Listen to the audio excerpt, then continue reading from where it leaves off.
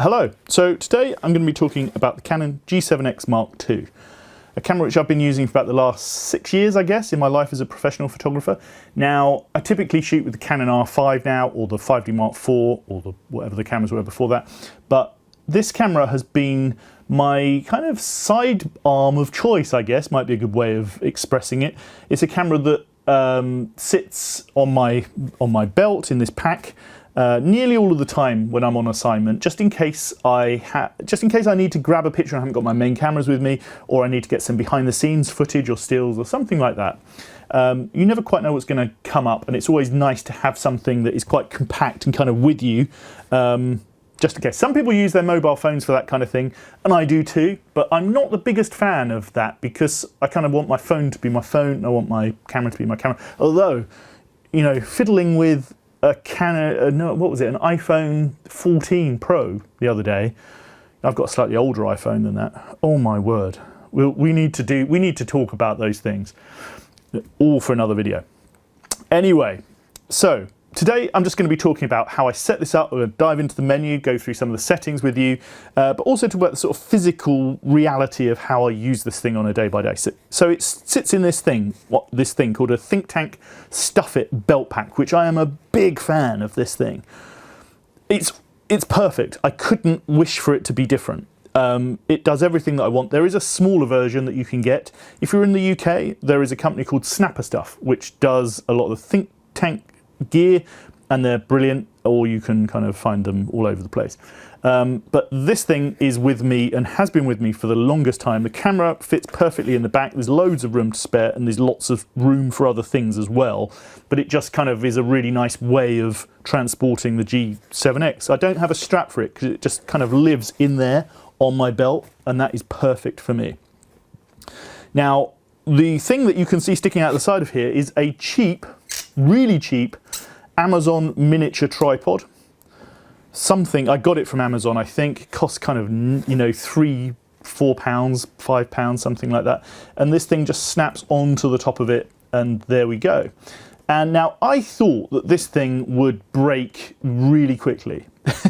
I thought it would be the kind of thing that would last for kind of, you know, 1 or 2 shoots, and then we would be replacing it. But actually it's just done exactly what I want it to do, which is to just kind of hold the camera wherever I want to put the camera down, and it just kind of does a really great job of that. And also you can do a kind of Casey Neistat impression if you want to. Don't do much of that, but I plan to do a little bit more of it. Subscribe, by the way. This is the smallest photography YouTube channel in the world, so you know, you can be one of the pioneers if you subscribe now. You can be one of the first. And I've got lots of plans for more videos for this year. So Happy New Year, by the way. It's my first video of the year. Any interesting resolutions that you have? Mine was to simplify, you know, and I'm still trying to simplify. But also, I want to get stronger. Anybody else? Anybody else with me? Strength, you know, more strength. Ugh. You know, tell me your resolutions. Really interested to hear. Okay, so the eagle-eyed ones amongst you will have noticed that here we have. Did I mention that I did another video about this camera? So I made another video, a review of this camera, talking about the good things about it, the bad things about it, which I will, if I can figure it out how to, I will leave a link here. So if you want more of a review kind of video, click on that. Some sample images, that kind of thing. But the eagle-eyed ones of you will have noticed that there is no lens hood on this because I dropped it. It's this kind of leafy, kind of shuttery thing at the front. And I always thought it was a bit fragile, but I dropped it and I had to rip it off with a pair of pliers, if you're wondering what's going on here. And so now the camera looks like this. And I have an old lens hood that goes over the top to deal with it. A bit of dust does get in, bit of a pain, to be perfectly honest, but there you go. 20 megapixels, by the way. I'm just going to kind of throw a few of these things in here. So the 20 megapixel camera, which, if you are wondering if that is enough for nearly every purpose. Here behind me, you will see, is a lovely portrait of the beautiful Faye Weldon, who sadly died last week. Now, it just kind of, as I read of her passing, it reminded me that of that shoot, and I went back to look for the pictures while I was at my computer, and I found that picture. This was shot on a 6 megapixel camera 18 years ago. And that picture was used as a double page spread in a big magazine, looked fantastic. What more do you want? You know, you don't need all the megapixels in the world. Anyway, moving on. So we have this camera, it sits on top of this little miniature tripod, which has been great. Perfect. Would recommend it to anybody. Hardly any money. Perfect. Look, kind of trying to do two things at once and not making it kind of look perfect for my, I've got my R5 doing the B-roll here. So what else do I have in my little pouch, which I carry on a daily basis for the G7X? Well, in here we have these things, which are little Rycote wind baffle things. Now, the idea is that you've got these microphones up on the top here, and there's some little sticky things that come with it. And before I go off on a big assignment, I will typically, if I'm going to be shooting some video, I will put some of the tape around here and then stick a couple of these over the microphones. And that really helps with wind noise if you're going to be outside a lot. Now, if you're interested in that, I will make a video about how I do that, because it's a little bit kind of fiddly. You may find that interesting. I don't know, you tell me. And the only other thing I have in here, which is relating to this camera, is spare battery. I've always found that 2 batteries is more than, look at the size, that's tiny. But that is enough. And also, in all of these little bags, I tend to carry things like these little Swiss Army knife things, because that's really useful for all kinds of different things. And that's pretty much it. As I said, no strap, and the camera just kind of snaps off of here, and I just keep it in the back of this pouch, and it's good to go. So let's just dive into the settings that I use. I don't really mess around too much with the settings, because I like to keep this thing as simple and straightforward as possible. I mess around with the settings on my main cameras, but with this I still have it sort of as a, really it's a point and shoot, which is what it is. But the beauty of this camera is that it is a point and shoot when you want it to be, but also it has everything in it that you could possibly dream of to use as a creative tool. So if you really need to dive into this menu and kind of fine tune things and use it in a much more kind of traditional photography fashion, or even kind of serious filmmaker fashion, you can do that. And we'll dive in and figure that out now. Okay, so typically I will start off with this thing in Aperture priority mode. So that's AV mode on the top dial up here. And so let's just dive into the sort of shooting menu of how I begin. So typically I'm not really this thing has the most amazing touchscreen, by the way. I am not really an auto ISO guy, although this is a camera that you arguably could use auto ISO on, but I typically start at 400 ISO on all of my cameras. There we are. And in terms of the aperture, I have my aperture set to this very cool ring on the front, which is very much like an aperture ring on a standard camera. And you know, 5.6 is a good place to start for anybody, for any camera. To be perfectly honest, that's a nice place to begin. Let's just level that up just a little bit, just so that we have a nice straight line. Is that straight? On the Atlas there, which I'm just kind of using to give us something to look at. Now, when we go into the menu, here we are. So we'll just work our way through. So we start at the red camera. So image quality, I typically always use it in RAW, even though that gives some restrictions, because obviously you then have to process the image and you can't use things like the digital zoom, but it just gives the best file for me to do what I need to do to the picture afterwards. So I know that I'm always going to get the best quality out of the camera. My choice, everyone else will do something different. If you want to, you can sort of make your choice of how you set this thing up. But, you know, and if you're not a RAW shooter, then just shooting large JPEG and just disconnect the RAW thing will mean that you're just shooting a large JPEG. That'll be okay for nearly every use. But for me, RAW is the way to go. Still image aspect ratio, you can change the aspect ratio in here around, but I always stick to 3:2 because that is the standard that I grew up on. Back into the menu. Shooting information display, that is quite cool because it enables you to kind of toggle different things on and off of the screen as and how you want them. I always just kind of leave everything on because I like it to be kind of, so you can see here you have all the information around the side of the screen. It seems to work for me, but it could be distracting for somebody else. Exposure simulation, that means that you're seeing, the screen is showing you what the camera is actually seeing and what will come out in the picture. So I enable that. Reverse display, I have that to on, because that means that if you want to go into sort of selfie mode and flip this thing over, it will automatically flip the image so that you're not looking at something that is upside down. Very usable screen on this thing. And then image review, I set to hold. That means that when you take a picture, it will come up and stay on the screen for as long as you don't touch it.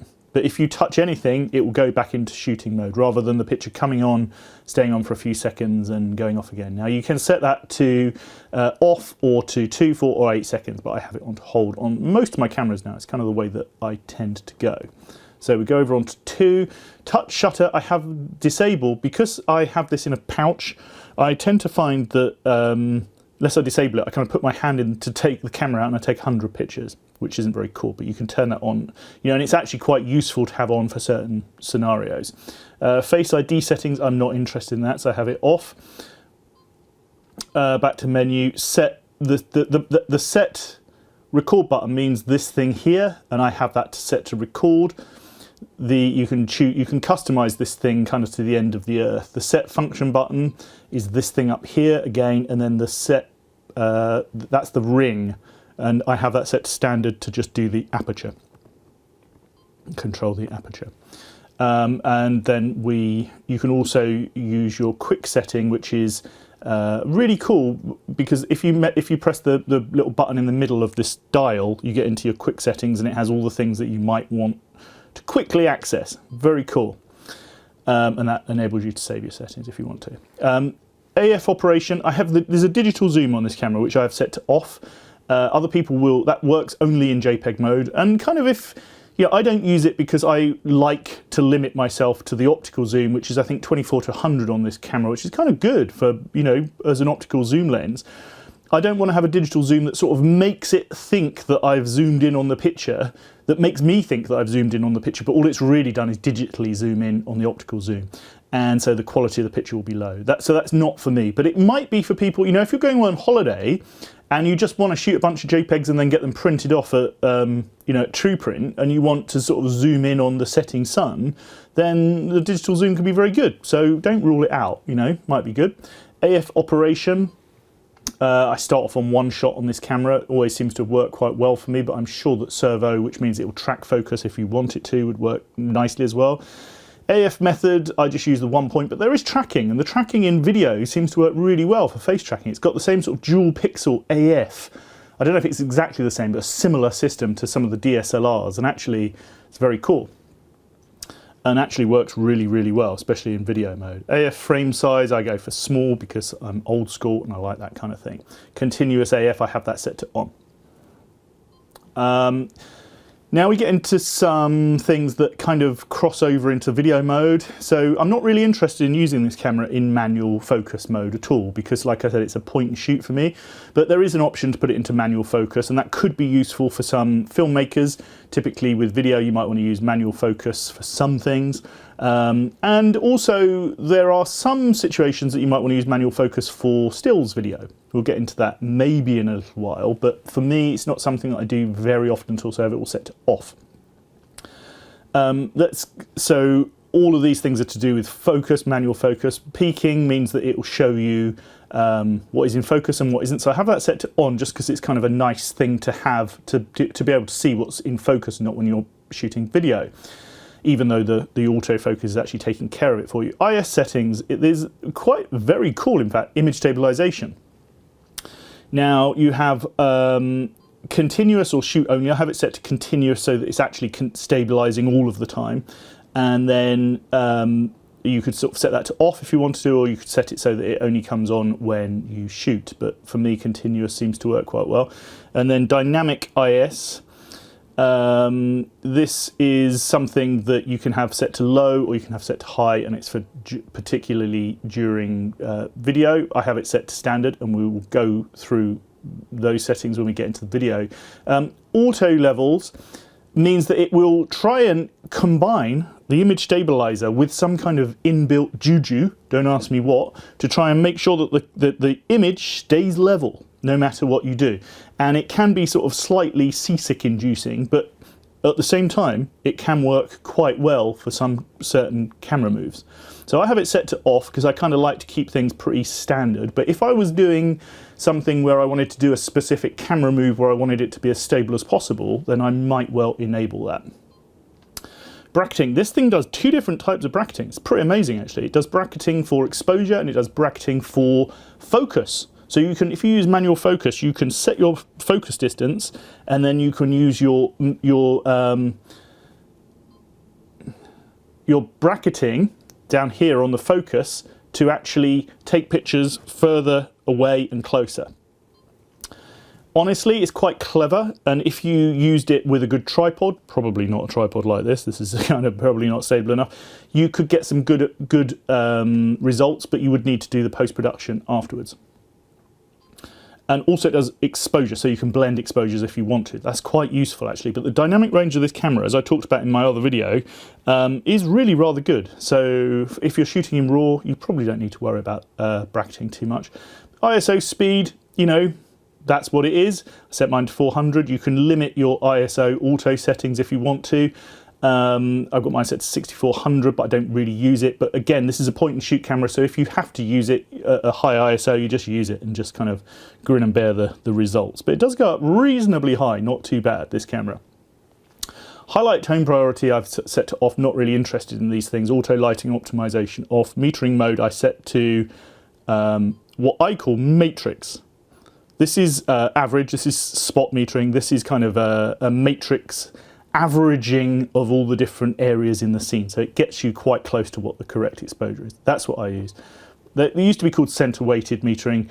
I call it matrix. Then we get to the neutral density filter. Now this is really cool because you can have neutral density filter effectively cuts out the light that's getting into the camera. This could be useful for two different things. It can be useful when you're shooting video to bring your shutter speed down to what is typically known as the 180-degree shutter, so that you get more of a kind of cinematic movie blur in your shots, or it can be used for still pictures to reduce the shutter speed for whatever creative purpose that you need. And it will do that by about 3 stops. Very cool to have that built into the camera, actually. And what's really nice is that you can actually access that through the quick menu as well. So if you want to turn it on, you can just press the quick menu button and then you go in and you put it onto auto. I don't really know why you would use auto, to be perfectly honest. The idea is that the camera will figure out when to use it. But you know, I don't know about that. I would either want to do it manually or do it have it manually on or off, I guess. Okay, back into the menu, and we have flash settings. Pretty basic flash settings on this camera. We have a little bit of exposure compensation if you want, and then you have the ability to do manual or to do auto. And I think there's also an option somewhere to do slow sync flash. Here we go into white balance. We have automatic white balance. I've never taken this thing off of auto white balance, but you can, if you want to, choose any of the different white balance that your heart's desire. And you can custom white balance as well, and then you can put correction in on your custom white balance, which is very, very cool. Okay, picture style, I set mine to standard, but you can flick through all of these different settings. You can have portrait, you can have landscape, you can have fine detail or neutral, or even monochrome, or you can set them up yourself. Which is very cool because it gives you the choice to do whatever you want. I leave mine at standard because I just kind of am more of a sort of standard kind of guy, to be perfectly honest. Then I do any changes that I want in post-production. High ISO noise reduction, that says pretty much what it says on the tin. And spot AE point is in the center for your exposure, if you want to use that. Safety shift, I'm not entirely sure what that is, to tell you the truth. Anyone got any ideas? No idea. 7, self-timer, you've got the self-timer built in. And then 8, you have some movie settings. Now this camera does not do 4K, Worth bearing in mind, it's 1080p only, and what that means is that you're shooting in standard high definition rather than high definition, but actually it's okay. And 1080 is 1080 by 1920 on the dimensions of the frame, and a lot of 4K is sort of 3800 by 2000 something, 2200-ish, or a variation of that. But 1080p kind of can work reasonably well, and the great thing with this is that you have 1080. Oh, what have we done there? We have 1920 by 1080 as standard high definition, but you can shoot it at 50 frames per second, which means that you can slow it down by half, which is really cool. That means that you get kind of slow motion, or you can stabilize out the footage. If you're moving the camera, you can slow it down by half so it looks a little bit smoother. That's very cool. You have a wind filter built in, which is set to auto, and the attenuator, which means that it will, if you have low sound, it will kind of turn the microphone up, and then if it gets noisy, all of a sudden it will turn the microphone down, so it does auto settings for you. And that is quite cool to have built into the camera. Right, what do we have in here? Well, we have all of the usual things. I'm set to PAL mode. In terms of the SD card, I use a 32GB Transcend 600X card, which is pretty basic these days, not the most expensive thing in the world, and I've never had any problems with it at all. In fact, Transcend so far are the only company that I haven't had a problem with memory cards, and I've used pretty much every company extensively and had issues with most of them. And I'm sure I will with Transcend as well at some point, but at the moment there's a 32GB Transcend card in here. We go back through, eco mode turned off. I've never had a reason to do that with this camera, and then everything else is pretty much basic as we go through. And then we come to our start. The start is your own My menu, which is quite useful. You can set your own different things into here, but to be perfectly honest, with this quick menu, you don't really need to worry about that, because the quick menu at any given point gets you pretty much everything that you want. And so that is pretty much it. That is how I set this camera up and use it. And like I said, there is another video which I will again leave a link to somewhere around here if you want to go and have a look at more of a review of the G7X. But I hope this has been of some use to anyone that has an interest in this camera.